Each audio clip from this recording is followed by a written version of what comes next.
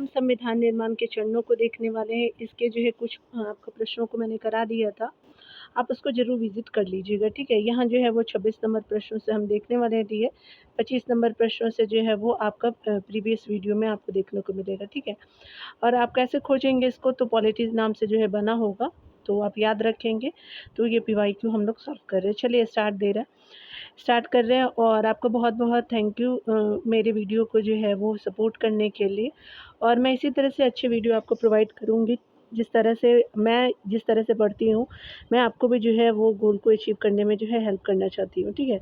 चलिए स्टार्ट करते हैं और देखते हैं हमारे कितने प्रश्नों को पॉलिटी के अंतर्गत दिए हुए हैं, ठीक है? चलिए देखते हैं।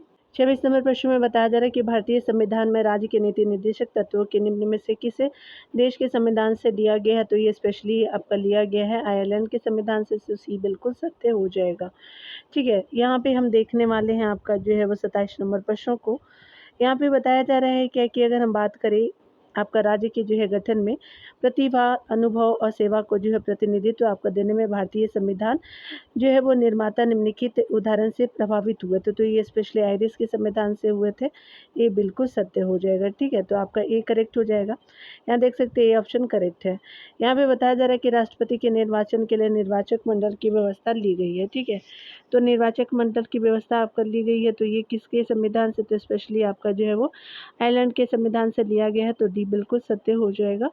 29 नंबर प्रश्न में बताया जा रहा है क्या कि निम्नलिखित में से किस जो है वो आपका देश का अनुकरण करते हुए भारत के जो है संविधान निर्माताओं ने संसदीय आपका व्यवस्थाओं के क्रियान्वयन हेतु पद्धति आपका जो है निश्चित की है? तो ये स्पेशली आपका निश्चित किया गया है ब्रिटेन के संविधान से, तो बी बिल्कुल सत्य हो जाएगा, तो बी हो जाएगा, ठीक है ना?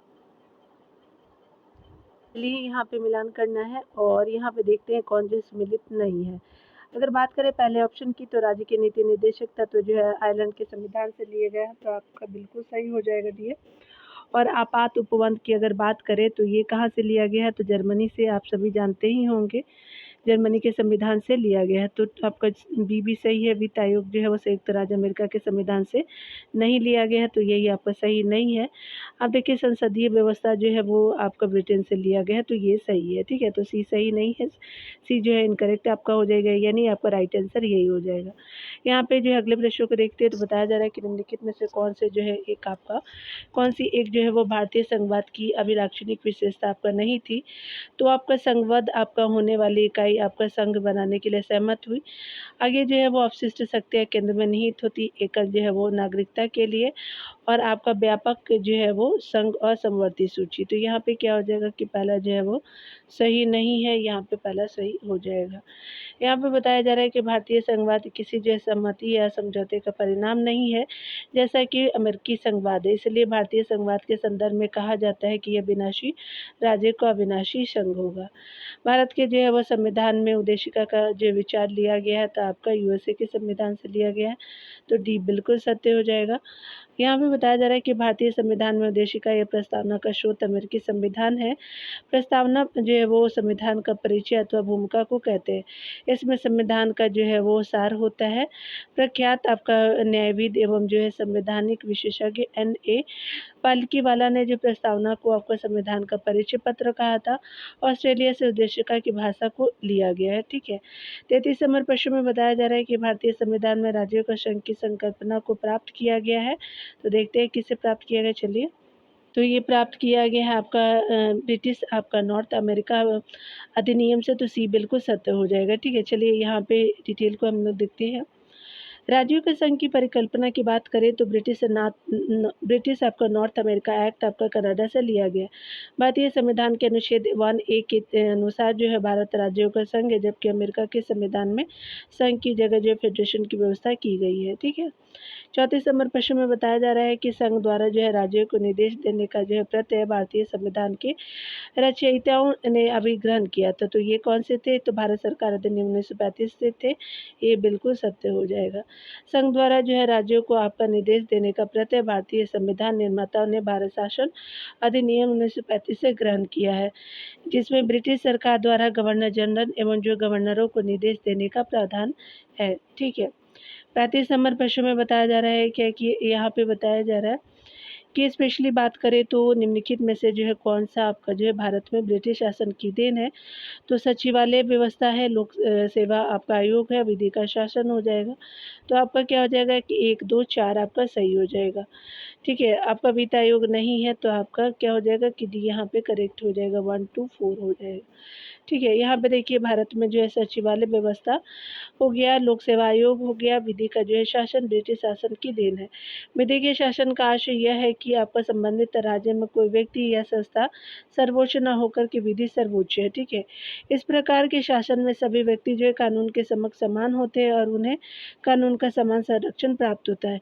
इस सिद्धांत का प्रतिपादन जो है वो प्रसिद्ध आपका ब्रिटिश विधिवेत्ता एल्बर्ट डायसी द्वारा 19वीं आपका शताब्दी में की गई थी, ठीक है, किया गया था। चलिए आगे प्रश्नों को देखते हैं। यहाँ पे बताया जा रहा है कि नीचे दी गई सूचियाँ आपका दी गई है, एक में आपका भारतीय संविधान के प्रावधान तथा दूसरे में वे देश जहाँ से उन्हें ग्रहण किया गया है। तो यह सुमेलित करना है, ठीक है। तो चलिए यहाँ पे बताया जा रहा है क्या कि विधि के समक्ष समानता, विधि का समान संरक्षण, विधि द्वारा स्थापित आपका प्रक्रिया, शैक्षणिक संस्थाओं के लिए जो है राज्य द्वारा अनुदान। तो यहाँ पे हम देखने वाले हैं कि स्पेशली आपका जो है वो कौन से सही है। तो यहाँ पे आप सभी जानते हैं कि स्थापित जो किया जाता है तो आपका क्या हो जाएगा कि सी और डी में से कोई एक सत्य होगा, ठीक है। चलिए हम लोग देख लेते हैं। तो आपका क्या हो जाएगा कि स्पेशली बात करें हम यहाँ पे, चलिए थोड़ा दूर कर देती हूँ। यहाँ पे बताया जा रहा है कि विधि के जो है वो आपका समक्ष समानता किससे लिया गया, तो इंग्लैंड से लिया गया है। 2 हो जाएगा विधि का समान संरक्षण जो है वो संयुक्त राज्य अमेरिका से लिया गया है। विधि द्वारा स्थापित प्रक्रिया कहाँ से लिया गया है, तो जापान से लिया गया है, 3 हो जाएगा। शैक्षणिक संस्थाओं के लिए जो है राज्य द्वारा अनुदान कहाँ से लिया गया, तो 4 आपका आयरलैंड से लिया गया है, ठीक है। तो आपका क्या हो जाएगा कि स्पेशली आपका जो है वो बी बिल्कुल सत्य हो जाएगा। 2, 1, 3, 4 जो है वो बी में ही है। चलिए यहाँ देख लेते हैं। बताया जा रहा है कि भारतीय संविधान में जो है वो विश्व के संविधानों से प्रेरणा ली गई है। विधि के समक्ष समता जो है वो ग्रेट ब्रिटेन, विधि का समान आपका संरक्षण अमेरिका से, विधि द्वारा स्थापित प्रक्रिया जापान से। याद रखिए समक्ष समानता और स्थापित प्रक्रिया दोनों अलग अलग जगह से लिया गया है। शैक्षणिक आपका संस्थाओं के लिए राज्य द्वारा अनुदान जो है आयरलैंड से लिया गया है। समवर्ती सूची को जो है ऑस्ट्रेलिया के संविधान से लिया गया है, जबकि नीति निर्देशक तत्वों को आयरलैंड के संविधान से लिया गया है।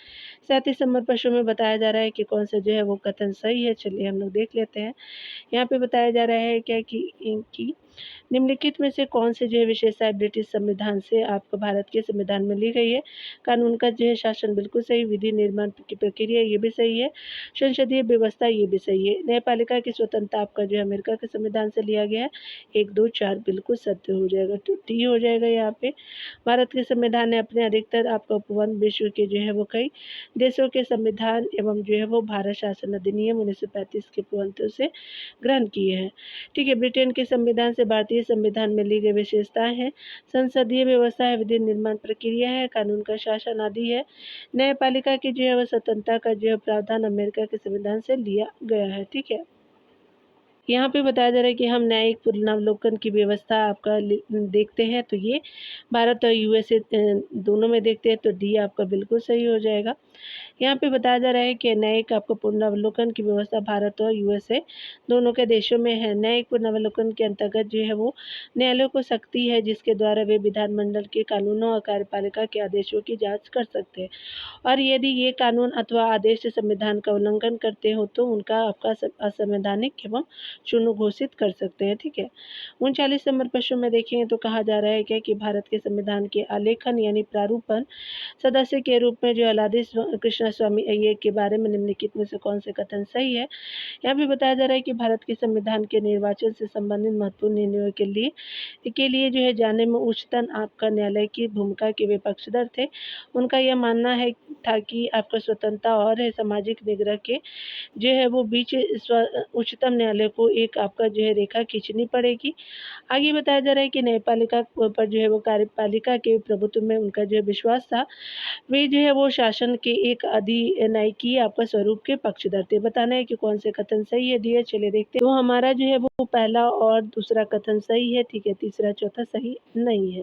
यानी न्यायपालिका पर कार्यपालिका के प्रभुत्व में उनका विश्वास ये गलत है।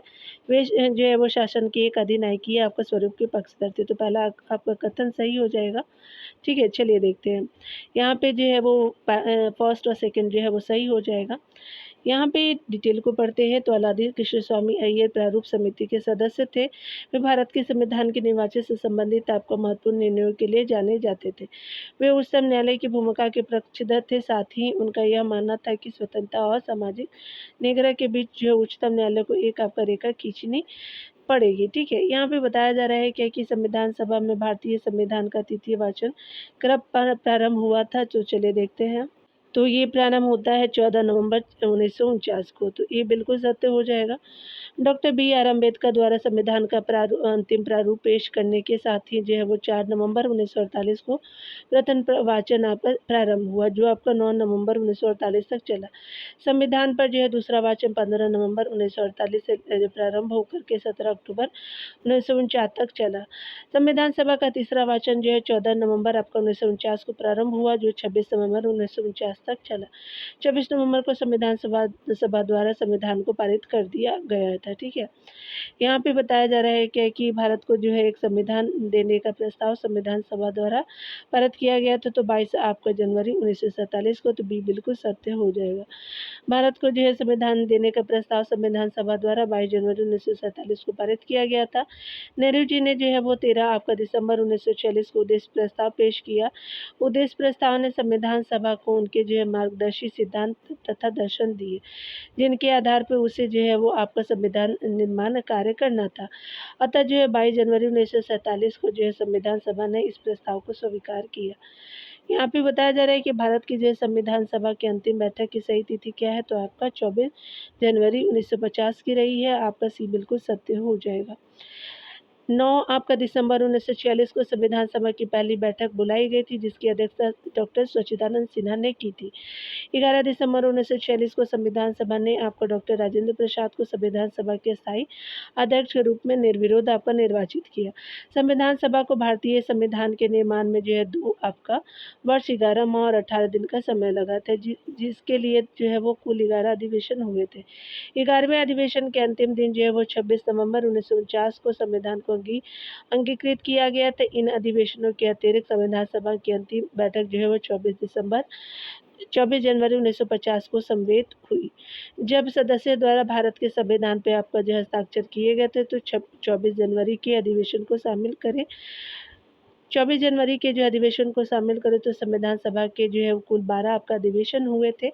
अगर बात करें संविधान जो है वो पूर्ण कब हुआ था, तो ये 26 जनवरी 1950 को लागू हो गया था। ठीक है, पूर्ण रूप से बात करें तो संविधान के बारे में यहाँ पे बताया जा रहा है क्या कि भारत के संविधान के निर्माण में संविधान सभा को उस समय कितना समय लगा था। तो 2 वर्ष 11 माह और 18 दिन का लगा था। तो ये बिल्कुल सत्य हो जाएगा। चलिए, यहाँ पे बताया जा रहा है कि भारतीय संविधान को बनाने हेतु जो है वो भारतीय संविधान सभा के कुल कितने जो है वो अधिवेशन हुए थे। तो टोटल 12 अधिवेशन हुए थे। सी बिल्कुल सत्य हो जाएगा। यहाँ पे बताया जा रहा है कि भारत के संविधान निर्माण के लिए बुलाई गई भारत की संविधान सभा ने गोपीनाथ बारदोली की अध्यक्षता में एक जो है वो उप समिति नियुक्त की। इस समिति द्वारा निम्नलिखित में से कौन सी अनुशंसाएं या अनुशंसा दी गई थी। तो ये जो है वो आपका कौन कौन से सही हो जाएगा। तो आपका जो है चलिए देख लेते हैं। तो आपका जो है वो उत्तर पूर्वी आपका सीमा असम जनजातीय वर्जित क्षेत्र और 5वीं अनुसूची ये गलत है। असम के समस्त जो है स्वायत्त जिले में जिला परिषदों का गठन बिल्कुल सही है।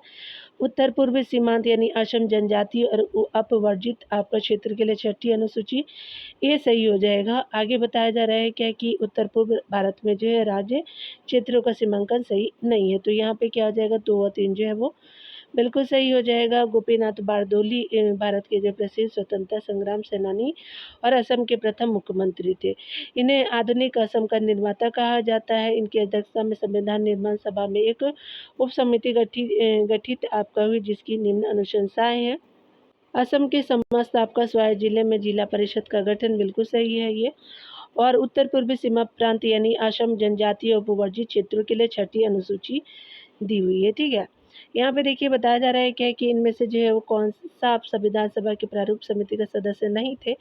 तो NG अय्यंगार थे, KM मुंशी थे, आपका मोहम्मद सादुल्लाह थे, BN आपका रॉय नहीं थे। सी हो जाएगा जो नहीं थे। यहाँ पे चलिए डिटेल को देखते हैं। संविधान सभा की जो प्रारूप समिति का गठन 29 अगस्त 1947 को हुआ था। इसका जो है कार्य आपका नए संविधान का प्रारूप तैयार करना था। इसमें कुल जो है 7 सदस्य थे, जो इस प्रकार थे: बी.आर. अम्बेडकर थे अध्यक्ष, एन.जी. अयंगर थे, के. मुंशी थे, अल्लादी कृष्णस्वामी अय्यर थे, सैयद मोहम्मद सादुल्लाह थे, एन. माधव राव थे यानी बी.एल. मित्रा के स्थान पे, ठीक है, और टी.टी. कृष्णमाचारी जी थे, जो कि डी.डी. खेतान की जगह पे आए थे। उनकी मृत्यु हो गई थी डी.पी. अपर खेतान जी की, ठीक है। और ध्यान देने वाली बात है कि बी.एन. रॉय को जो है संविधान सभा का संवैधानिक सलाहकार नियुक्त किया गया था तथा संविधान सभा का प्रथम प्रारूप भी जो है बी.एन. रॉय द्वारा आपका तैयार किया गया था, ठीक है। चलिए आगे देखते हैं। यहाँ पे बताया जा रहा है क्या कि प्रारूप समिति में जो है वो संविधान की प्रारूप समिति में कुछ सम्मिलित सदस्यों की संख्या कितनी थी, तो एक आपका सही हो जाएगा, 7 थी, ठीक है, याद रखेंगे। यहाँ पे बताया जा रहा है कि निम्नलिखित में से कौन जो है वो संविधान जो है वो प्रारूप समिति के सदस्य थे, तो आपका जो है वो कौन से थे, तो अलादी कृष्ण स्वामी अय्यर थे, ठीक है। तो आपका 1 और 3 जो है बिल्कुल सत्य हो जाएगा, ठीक है। यहाँ पे कौन कौन से थे, तो 1 और 3 हो जाएंगे क्योंकि सी बिल्कुल सत्य हो जाएगा। तो आपका जो है एन गोपाल स्वामी अयंगर हो जाएगा, अलादी कृष्ण स्वामी अय्यर हो जाएंगे, 1 और 3 सही है। आपका पटेल और जवाहरलाल नेहरू नहीं होंगे, तो आपका क्या हो जाएगा कि सी बिल्कुल सत्य हो जाएगा। यहाँ पे बताया जा रहा है कि संविधान सभा ने डॉक्टर बी.आर. अम्बेडकर की अध्यक्षता में प्रारूप समिति का गठन कब किया, तो ये 29 अगस्त 1947 को किया था, तो डी बिल्कुल सत्य है।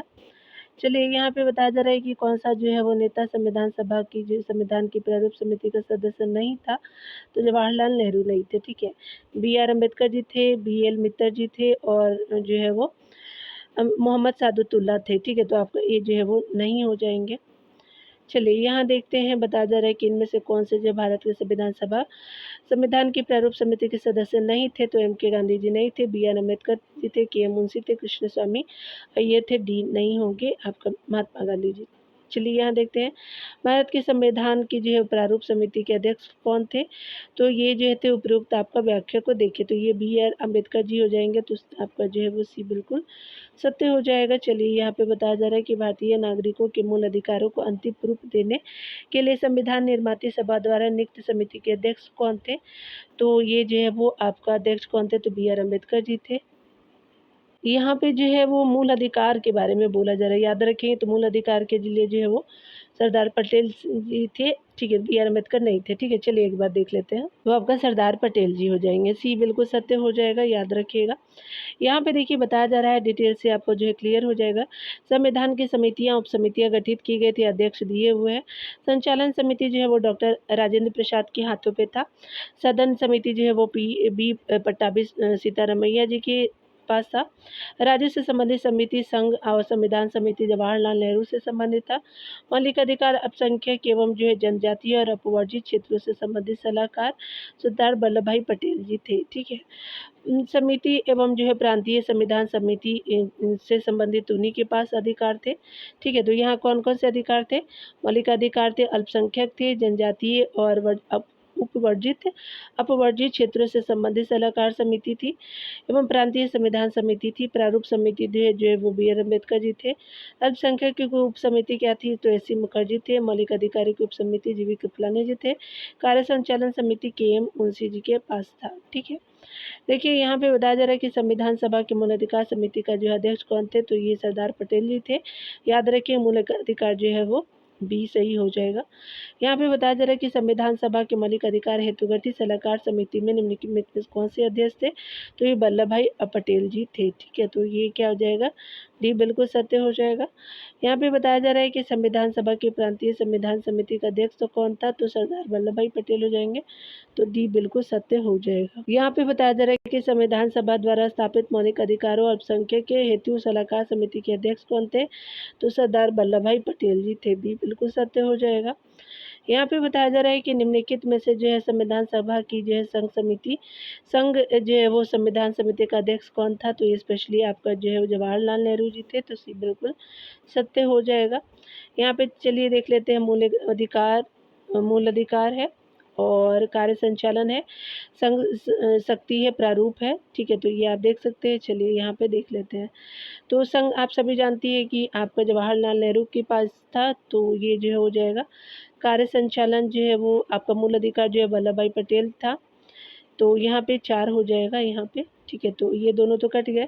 प्रारूप समिति सभी जानते हैं कि बी आर अम्बेडकर जी के पास था, 1 हो जाएंगे। कार्य संचालन जो है वो के एम मुंशी जी के पास हो जाएगा, 3 हो जाएंगे। तो 4 3 2 1 हो जाएगा। चलिए देखते हैं 4 3 2 1 इसमें, तो ए बिल्कुल सत्य हो जाएगा, डी याद रखिएगा, ठीक है। तो ए आपका सही हो जाएगा। यहाँ पे बताया जा रहा है कि संविधान निर्माती परिषद की झंडा समिति के अध्यक्ष कौन थे, तो डॉक्टर अंबेडकर जी थे, तो बी बिल्कुल सत्य हो जाएगा। संविधान सभा द्वारा संविधान आपका निर्माण हेतु अनेक समितियां नियुक्त की गई थी, जिसमें तदर्थ आपको झंडा समिति के अध्यक्ष डॉक्टर राजेंद्र प्रसाद थे। इस समिति के जो है द्वारा 22 आपका जुलाई 1947 को भारतीय ध्वज को स्वीकार किया गया था, ठीक है। यहाँ पे बताया जा रहा है कि संविधान की प्रारूप समिति के सम्मुख संविधान की प्रस्तावना का प्रस्ताव किसने रखा था, जवाहरलाल नेहरू ने रखा, तो ये बिल्कुल सत्य हो जाएगा। 13 दिसंबर 1946 को पंडित जवाहरलाल नेहरू ने संविधान के उद्देश्य प्रस्ताव को प्रारूप समिति के सम्मुख जो है वो पेश किया, जिसको जो है वो 22 जनवरी 1947 को पारित किया गया, ठीक है। यहाँ बताया जा रहा है कि भारत के जो संविधान सभा के निम्नलिखित उपबंधों में से कौन से जो है वो 26 नवंबर 1949 से प्रभावी हुआ था। तो चलिए हम लोग देख लेते हैं यहाँ पे। तो यहाँ पे क्या हो जाएगा कि निर्वाचन हो जाएगा और नागरिकता हो जाएगा। आपात उपबंध नहीं है, न्यायाधीशों की नियुक्ति नहीं है, तो बी बिल्कुल सत्य हो जाएगा। यहाँ पे चलिए देख लेते हैं। यहाँ पे सबसे पहले बताया जा रहा है कि डॉक्टर आपका बी आर अम्बेडकर द्वारा प्रस्तुत the constitution as settled by the assembly be passed प्रस्ताव जो है 26 नवंबर 1949 को पारित किया गया और इस पर जो है अध्यक्ष एवं सदस्यों के हस्ताक्षर आपका लिए गए। 26 नवंबर 1949 को जो है वो संविधान सभा द्वारा अधिनियमित एवं जो अंगीकृत किए गए संविधान में प्रस्तावना, उसके अलावा 395 अनुच्छेद, 22 भाग और 8 अनुसूचियां थी।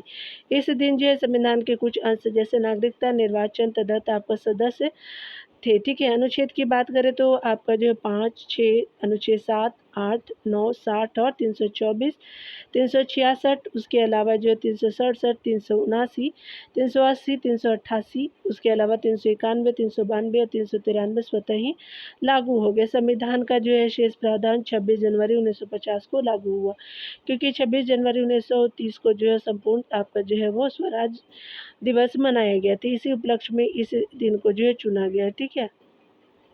यहाँ पे बताया जा रहा है कि 26 नवंबर 1949 को भारत के संविधान के निम्नलिखित में से कौन से प्रावधान लागू हुए, तो नागरिकता, निर्वाचन और अस्थायी उपबंध थे, तो 1 2 3 सही हो जाएंगे। मौलिक अधिकार नहीं थे, तो यहाँ पे क्या हो जाएगा कि आपका जो है वो बी बिल्कुल सत्य हो जाएगा।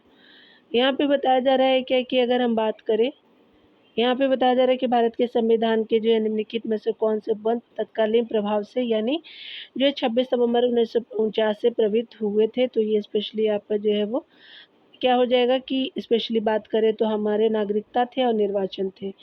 आपात उपबंध और संघीय नेपाल प्रणाली नहीं थी, तो 1 और 3 जो बिल्कुल सही हो जाएंगे, तो डी जो है वो करेक्ट हो जाएगा।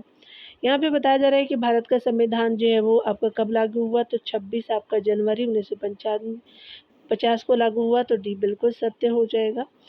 यहाँ पे बताया जा रहा है क्या कि आपका भारतीय संविधान को संविधान सभा द्वारा अंगीकृत किया गया था, तो ये आपका अंगीकृत किया, ये जो है वो आपका किया गया था 2 अक्टूबर 1949 को किया गया, तो सी बिल्कुल सही हो जाएगा।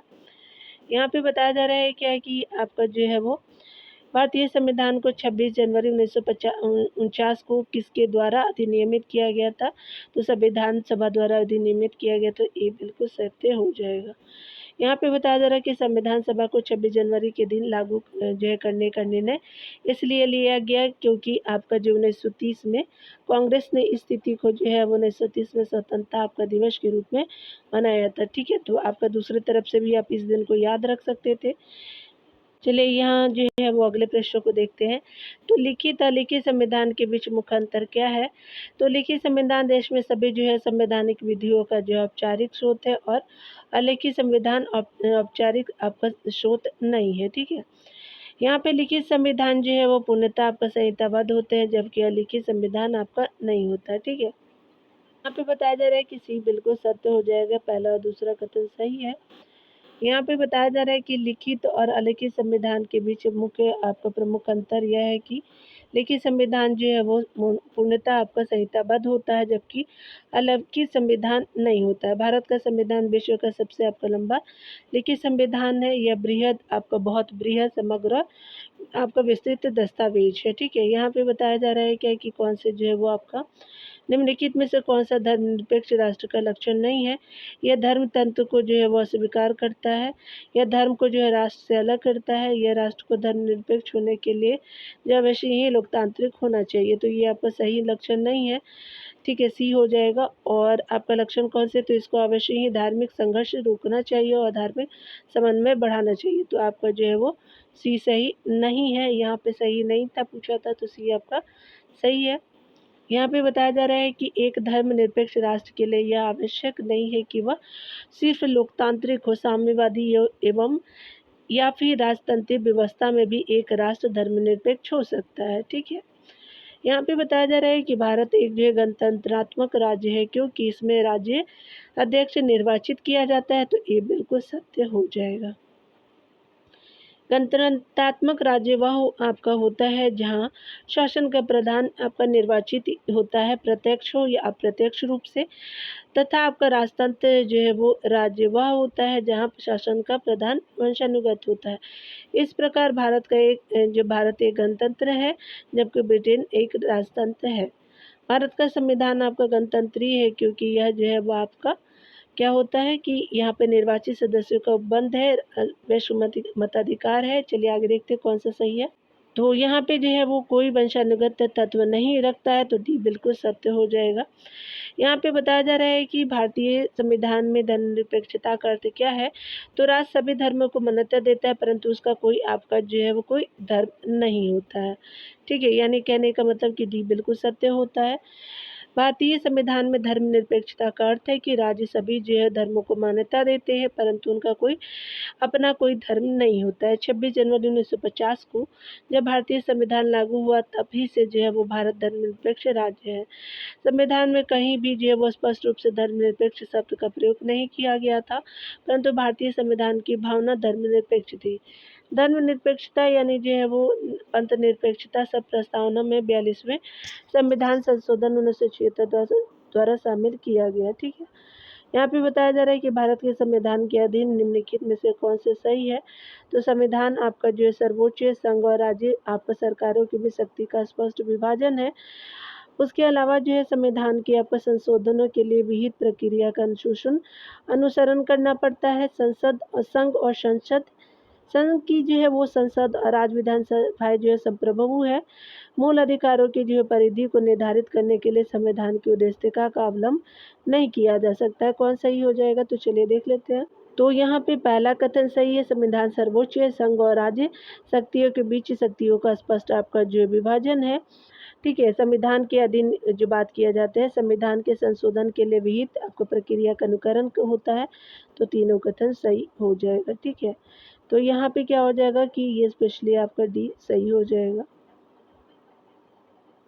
यहाँ पे बताया जा रहा है कि भारत का जो है संविधान सर्वोच्च है, जो संघ तथा राज्य की शक्तियों का स्पष्ट विभाजन करता है। संविधान में संशोधन हेतु जो है वो निश्चित प्रक्रियाओं का अनुसरण करना होता है। संघ की संसद या विधानसभाएं आपका नहीं बल्कि राष्ट्र संप्रभु है, तथा उद्देशिका संविधान की आत्मा है।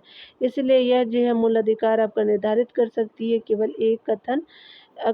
केवल कथन 1, 2, 3 जो है वो सही हो जाएगा। ठीक है, भारतीय संविधान की आधारभूत संरचना के सिद्धांत का तात्पर्य है कि क्या हो जाएगा, चलिए देखते हैं। तो यहाँ जो है संविधान के कुछ आपका लक्षण ऐसे अनिवार्य है कि उनका निराकरण नहीं किया जा सकता, तो ये ही आपका जो है वो बिल्कुल सत्य हो जाएगा। चलिए यहाँ देखते हैं आधारभूत जो है वो आधारभूत संरचना शब्द का प्रयोग जो है सर्वोच्च न्यायालय ने केशवानंद भारती बनाम केरल राज्य के मामले में किया था। सर्वोच्च न्यायालय ने इसमें जो है कहा था कि आपको यद्यपि अनुच्छेद 368 के अधीन संसद की संशोधन शक्ति आपका विस्तृत है, किंतु असीमित नहीं है। संविधान के कुछ जो ऐसे अनिवार्य लक्षण है जिन्हें निराकृत कर वहाँ जो है वो आधारभूत ढांचे को नष्ट नहीं कर सकती। इसीलिए कथन ए जो है वो सही हो जाएगा। ठीक है, चलिए विचार करना है कथनों पे। यहाँ पहला कथन है कि भारत का जो संविधान अपने मूल ढांचे को संघवाद, पंथ निरपेक्षता, मूल अधिकारों तथा आपका लोकतंत्र के रूप में परिभाषित करता है। ये गलत है। दूसरा बताया जा रहा है कि भारत के संविधान जो है वो नागरिकों की स्वतंत्रता तथा उन आदर्शों जिन पर संविधान आधारित है की रक्षा हेतु न्यायिक पुनरावलोकन की व्यवस्था करता है। तो बी बिल्कुल सत्य हो जाएगा डियर। तो यहाँ पे बी आपका सत्य हो जाएगा। यहाँ पे बताया जा रहा है कि न्यायिक पुनरावलोकन या न्यायिक समीक्षा का अर्थ है कि वह शक्ति जिसके तहत कार्यपालिका के आदेशों और व्यवस्थापिका के जो है कानूनों की संवैधानिकता की जांच कर सके और असंवैधानिक पाए जाने पर उन्हें आपका वैध घोषित कर दे। भारतीय संविधान में न्यायिक पुनरावलोकन की व्यवस्था आपका प्रत्यक्ष रूप से अनुच्छेद 13, 32, 131, 132 आपका 244 आदि अनुच्छेदों में दिखाई देती है। यदि राज्य द्वारा कोई ऐसी आपका विधि बनाई जाती है जो मूल अधिकारों का उल्लंघन करती है तो आपका न्यायालय उसको जो है वो शून्य घोषित कर सकता है। इसलिए अनुच्छेद 13 को मूल अधिकारों का प्रहरी आपका भी कहा जाता है। संविधान में जो है मूल अधिकारों का मूल आपका ढांचे का सिद्धांत वस्तुनिष्ठ रूप से उल्लिखित नहीं है। सर्वोच्च न्यायालय द्वारा अपने जो निर्णयों के माध्यम से मूल ढांचों का सिद्धांत स्थापित किया गया है। ठीक है। यहाँ पे बताया जा रहा है कि भारत के जो संविधान के संबंध में जो है वह कौन सा कथन सही नहीं है। चलिए देख लेते हैं कौन सा सही नहीं है। तो यहाँ पे बताया जा रहा है कि समाजवाद और पंथनिरपेक्ष शब्द प्रारंभ में संविधान के अंश नहीं थे। बिल्कुल सही है। उद्देशिका में जो है वो आपका उद्देशिका में भारत के संविधान के उद्देश्यों के उल्लेख है। ये भी सही। उद्देशिका न्यायालय में परिवर्तनीय है। तो सी सही नहीं है। उद्देशिका जो है न्यायालय में परिवर्तनीय नहीं है। उद्देशिका संविधान का महत्वपूर्ण हिस्सा है जो संविधान के निर्वाचन में सहायता आपको करता है। उद्देशिका की प्रकृति जो है वो गैर न्यायिक है। ठीक है। यहाँ पे बताया जा रहा है भारत एक जो है लोकतांत्रिक देश है। भारत का अपना एक संविधान है। ठीक है।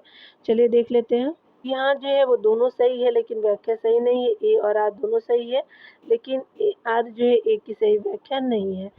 तो आपका बी जो है वो सही हो जाएगा। डी भारत एक जो है लोकतांत्रिक देश है क्योंकि यहाँ जो है जनता द्वारा सरकार एक निश्चित कार्यकाल के लिए निर्वाचित होती है। अतः कथन एक सही है। भारत का अपना जो लिखित संविधान है। अतः जो है वो कारण भी सही है किंतु जो है वो कारण आर जो है ए की सही व्याख्या नहीं करता है। तो व्याख्या सही नहीं है। चलिए यहाँ पे हम लोग देखेंगे कि स्पेशली कौन सी चीज़ें जो है वो सही है। तो विचार करना है कि भारत एक लोकतांत्रिक राज्य व्यवस्था है। बिल्कुल सही है। भारत एक प्रभुत्व सत्ता आपका जो है संपन्न राज्य है। भारत में लोकतांत्रिक समाज भी है। ठीक है। भारत एक कल्याणकारी राज्य है। तो यहाँ पे क्या हो जाएगा कि चारों कथन सही हो जाएगा। तो डी बिल्कुल सत्य हो जाएगा। यहाँ पे बताया जा रहा है क्या कि प्रभुता आपका जो है संपन्न राज्य होने के साथ साथ भारत की जो है वो सामाजिक व्यवस्था लोकतांत्रिक ढंग से चलती है। उद्देशिका और जो है नीति निर्देशक तत्व से स्पष्ट होता है कि भारत एक कल्याणकारी राज्य है। भारतीय संविधान की प्रस्तावना में जिन आपका आदर्शों एवं उद्देश्यों की रूपरेखा दी गई है वह मूल अधिकार राज्यों के नीति निर्देशक तत्व एवं जो है वो मौलिक कर्तव्यों के माध्यम से व्यक्त होती है। ठीक है। तो अतः जो है वो भारतीय संविधान तथा आपका संविधान निर्माताओं के उद्देश्यों को संविधान की प्रस्तावना प्रतिबिंबित आपका करती है। यहाँ पे बताया जा रहा है कि निम्नलिखित में से कौन सी जो है वो भारतीय संविधान की विशेषता नहीं है। तो संसदात्मक सरकार बिल्कुल सही है। स्वतंत्र आपका न्यायपालिका ये भी सही है। संघात्मक सरकार ये भी सही है। अध्यक्षात्मक सरकार में नहीं है क्योंकि इसमें जो है प्रमुख आपका राष्ट्रपति होते हैं। तो भारत में प्रमुख कौन है? प्रधानमंत्री होते हैं। तो बी सही नहीं है। अध्यक्षीय शासन प्रणाली भारतीय संविधान की जो विशेषता नहीं है। भारतीय संविधान भारत में एक संसदीय शासन प्रणाली की अनुशंसा करता है। अनुच्छेद 53 के अनुसार जो है संघ की कार्यपालिका शक्ति राष्ट्रपति में निहित होगी और वह उसका जो है वो प्रयोग स्वयं या अपने अधीनस्थों के द्वारा करेगा। अनुच्छेद 74 के तहत जो है राष्ट्रपति को सहायता और सलाह देने के लिए एक मंत्रिपरिषद होगी जिसका प्रधान जो है प्रधानमंत्री होगा। राष्ट्रपति अपने कृत्यों का प्रयोग करने में ऐसी सलाह के अनुसार कार्य करेगा। अतः स्पष्ट है कि संसदीय व्यवस्था के तहत जो है वह राष्ट्रपति नाम मात्र का कार्यपालिका प्रमुख होता है। संयुक्त राज्य अमेरिका में अध्यक्षात्मक आपका सरकार है। यहाँ पे बताया जा रहा है कि भारत का संविधान सबसे अधिक लंबा है। मौलिक अधिकारों का अध्याय जो अमेरिकन संविधान के मॉडल से लिया गया है। ठीक है। तो आपका जो है दोनों आपका क्या हो जाएगा? सही तो है लेकिन व्याख्या सही नहीं है। ए और आर दोनों सही है परंतु आर ए की व्याख्या नहीं करता। तो बी हो जाएगा। बताया जा रहा है कि भारतीय संविधान में मौलिक अधिकारों से संबंधित प्रावधान अमेरिकन संविधान से लिए गए हैं। ठीक है। परंतु आपका भारतीय संविधान के लंबा होने का यह एकमात्र कारण नहीं है।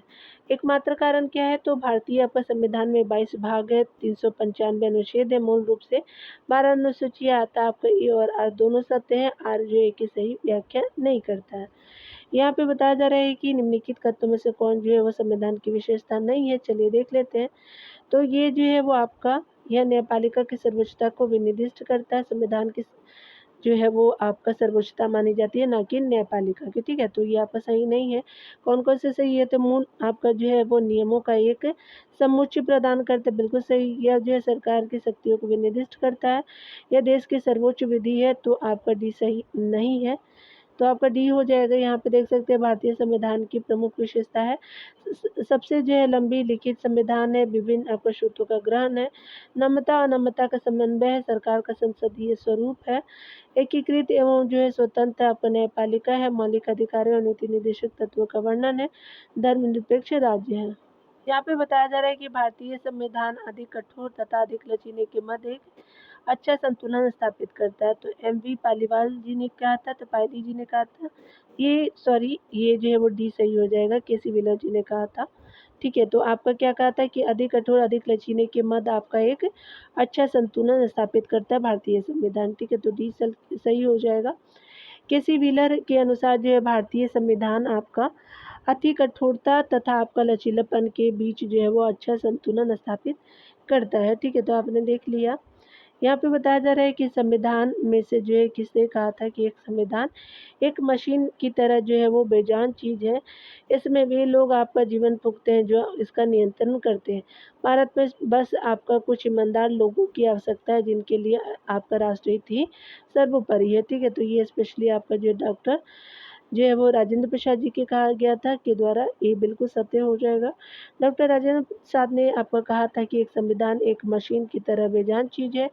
इसमें वे आपका लोग जान फूँकते हैं जो इसका नियंत्रण करते हैं। भारत में सब बस कुछ ईमानदार लोगों की आवश्यकता है जिनके लिए राष्ट्रीय सर्वोपरि है, ठीक है। यहाँ पे बताया जा रहा है कि भारत और अमेरिका की जो है राजनीतिक व्यवस्था के बीच निम्नलिखित में से कौन सी व्यवस्थाएं समान है।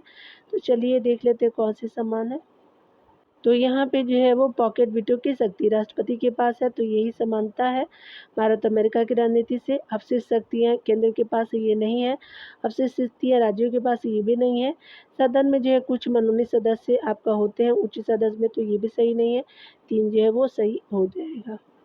यहाँ पे बताया जा रहा है कि भारत एवं अमेरिका की राजनीतिक व्यवस्था में कुछ समानता है तो कुछ असमानता भी है। जहाँ भारत में अवशिष्ट शक्ति केंद्र के पास है, वहीं अमेरिकी राज्य व्यवस्था में अवशिष्ट शक्ति राज्यों में निहित है। भारत में जो है उच्च सदन में कुछ आपका सदस्य राष्ट्रपति द्वारा मनोनीत किए जाते हैं, जबकि अमेरिका में ऐसा नहीं है। इस असमानता के अलावा कुछ समानताएं भी हैं। कौन कौन सी, जैसे संघीय व्यवस्था है, न्यायपालिका आपका पुनर्वलोकन है, राष्ट्रपति की और जो है वो पॉकेट वीटो की शक्ति है, राष्ट्रपति का सेनाओं का जो है सर्वोच्च कमांडर होना आदि है। तो आपका केवल ए सही हो जाएगा, ठीक है। चलिए देखते हैं। अगले प्रश्न में कहा जा रहा है कि संविधान सभा द्वारा अंगीकृत ऐतिहासिक उद्देश्यों के कथन के संबंध में कौन सा सही है। उद्देश्यों के कथन ने अपने सभी जो उत्तरवर्ती चरणों से जो है संविधान के रूप निर्माण को अनुप्रमाणित किया, बिल्कुल सही है ये। आगे बताया जा रहा है कि यह केवल एक आपका प्रस्ताव भर ही नहीं था, बल्कि एक घोषणा था, एक दृढ़ संकल्प और एक प्रतिज्ञा थी, ये भी सही है। इसने हमारे संविधान का जो है अंतर्निहित आपका जो है वो दर्शन प्रदान किया। तो तीनों कथन क्या है, सही हो जाएगा। तो यहाँ पे सी जो है कथन बिल्कुल सही हो जाएगा। यहाँ पे बताया जा रहा है कि संविधान सभा का जो है वो संविधान बनाने का कार्य शुरू करने से पहले जवाहरलाल नेहरू द्वारा 13 दिसंबर 1946 को उद्देश्य प्रस्ताव रखा गया। सर्वसम्मति से 22 जनवरी 1947 को स्वीकार कर लिया गया। यह केवल एक प्रस्ताव भर नहीं था, बल्कि घोषणा, एक दृढ़ संकल्प और प्रतिज्ञा थी। इसमें यह आपका कहा गया कि भारत एक लोकतांत्रिक गणराज्य होगा जिसमें लोगों को समानता, स्वतंत्रता और न्याय का अधिकार होगा। इसमें हमारे संविधान का दर्शन आपका अंतर्निहित है। उद्देश्यों के कथन ने सभी जो उत्तरवर्ती चरणों में संविधान के रूप निर्माण को अनुप्रमाणित किया, ठीक है। यहाँ चलिए देखते हैं। बताया जा रहा है कि भारत की संप्रभुता के संबंध में कौन से कथन सही है। चलिए बताया जा रहा है क्या, तो यहाँ पे बताया जा रहा है कि भारत की संप्रभुता के संबंध में कौन से कथन सही है। भारत राष्ट्रमंडल का सदस्य है, ये आपका बिल्कुल सही है। राष्ट्रमंडल की सदस्यता के कारण भारत की संप्रभुता कम हो गई, ये गलत है। पहला ऑप्शन बिल्कुल सत्य हो जाएगा, ठीक है। यहाँ पे बताया जा रहा है कि संप्रभु भारत का जो है आशय है कि भारत न तो किसी अन्य देश पर निर्भर और न ही किसी अन्य देश का डोमिनियन है। इसके ऊपर कोई आपका शक्ति नहीं है और यह जो है वो अपने आंतरिक अथवा बाह्य मामलों का निस्तारण करने के लिए स्वतंत्र है। 1949 में जो है भारत ने राष्ट्रमंडल की सदस्यता स्वीकार करते हुए ब्रिटेन को इसका जो है प्रमुख माना। संविधान से अलग यह जो घोषणा किसी भी तरह से जो है भारतीय संप्रभुता को प्रभावित नहीं करती है। ठीक है। यहाँ पे बताया जा रहा है कि भारत के जो है संविधान के बारे में आपका जो कौन से कथन सत्य है। चलिए हम लोग देख लेते हैं। यहाँ पे बताया जा रहा है क्या, इसे दिसंबर 1946 से दिसंबर 1949 के बीच तैयार किया गया था। ये बिल्कुल सही है। ठीक है। यहाँ पे बताया जा रहा है कि ये बिल्कुल सत्य हो जाएगा। भारत का संविधान संविधान सभा द्वारा निर्मित किया गया था। संविधान सभा की कार्रवाई 13 दिसंबर 1946 से शुरू होकर के 26 नवंबर 1949 तक चली। संविधान के निर्माण में जो है वो 2 आपका साल 11 महीने 18 दिन का समय लगा। ठीक है। 89 नंबर प्रश्न में देखिए तो कहा जा रहा है कि संविधान सभा के किस सदस्य ने यह समाधान प्रस्तावित किया कि भारत का राष्ट्रीय ध्वज समान आपका जो है अनुपात में केसरी, सफ़ेद और गहरे आपका हरे रंग का क्षैतिज तिरंगा हो, जिसमें बीच में आपका गहरे नीले रंग का एक चक्र है। ठीक है। ये हमारे जवाहरलाल नेहरू जी के द्वारा किया गया, तो ये बिल्कुल सत्य है। चलिए डिटेल को देखते हैं। यहाँ पे बताया जा रहा है कि जवाहरलाल नेहरू ने संविधान सभा में यह प्रस्ताव पेश किया कि भारत का राष्ट्रीय ध्वज केसरिया, सफ़ेद और गहरे आपका हरे रंग के 3 जो बराबर आपका चौड़ाई वाले पट्टियों वाला तिरंगा होगा, जिसके बीच में आपका गहरे नीले रंग का एक जो है चक्र होगा। यहाँ पे बताया जा रहा है कि निम्नलिखित में से कौन सा जो एक देशी राज्य वर्ष 1946 में संविधान सभा के जो है सीधी बात आपका जो है करना पसंद किया कि बजाय आपका जो है वो नरेंद्र मंडल के माध्यम से। एक बार फिर से देखेंगे। यहाँ पे बताया जा रहा है कि निम्नलिखित में से कौन सा एक देशी राज्य वर्ष 1946 में संविधान सभा के साथ सीधी बातचीत करना पसंद किया बजाय नरेंद्र मंडल के माध्यम से। तो ये जो है बड़ौदा जो है राज्य था, तो आपको ये बिल्कुल सत्य हो जाएगा। डिटेल को देखते हैं। बड़ौदा ने जो 1946 में संविधान सभा से सीधी बातचीत कर भारत में अपना जो है वो विलय कर लिया।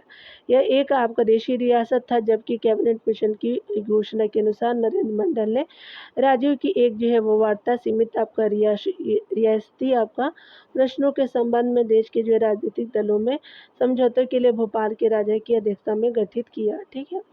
यहाँ पे चलिए बताया जा रहा है कि आपका जो इनमें से किसने आपका संविधान सभा में यह कहा कि 26 जनवरी 1950 को भारत अंतर्विरोध यानी विरोधाभास के जो है जीवन काल में प्रविष्ट हो रहा है। तो doctor B are Ambedkar ji ने कहा, तो ये बिल्कुल सत्य हो जाएगा। डॉक्टर बी आर अम्बेडकर ने संविधान सभा में यह कहा था कि 26 जनवरी 1950 को भारत अंतर्विरोध के जीवन काल में प्रविष्ट हो रहा है। ठीक है। चलिए यहाँ पे बताया जा रहा है कि जयपाल सिंह के बारे में जो है वो निम्नलिखित में से कौन सा कथन जो है सही नहीं है। तो यहाँ पे जो है वो क्या हो जाएगा, तो जा रहा है कि वे जो है वे संविधान सभा के सदस्य थे, बिल्कुल सही। उन्होंने आदिवासी महासभा की स्थापना की, ये भी सही है। वे पहली जो है भारतीय आपका राष्ट्रीय हॉकी के कप्तान थे, ये भी सही है। उन्होंने छत्तीसगढ़ के लिए एक अलग जो है राज्य का अभियान चलाया, तो आपका डी सही नहीं है, झारखंड के लिए चलाया था। यहाँ पे बताया जा रहा है कि जयपाल सिंह मुंडा भारतीय आदिवासी एवं झारखंड आंदोलन के एक सर्वोच्च नेता थे। वह एक आदिवासी अंतर्राष्ट्रीय हॉकी खिलाड़ी थे। 1928 में संपन्न ओलंपिक खेलों में भारतीय हॉकी टीम के कप्तान थे। इन्होंने बिहार से आपका अलग झारखंड राज्य बनाने की मांग की। वह जो है संविधान सभा के जो सदस्य थे। उन्होंने आदिवासियों के मुद्दों को संविधान सभा में रखा। वर्ष 1938 में आदिवासी महासभा की स्थापना भी की। तो डियर आज यही तक रहने देते, मिलते हैं अगले वीडियो में। खुद का ख्याल रखिए, पढ़ते रहिए। Take care dear.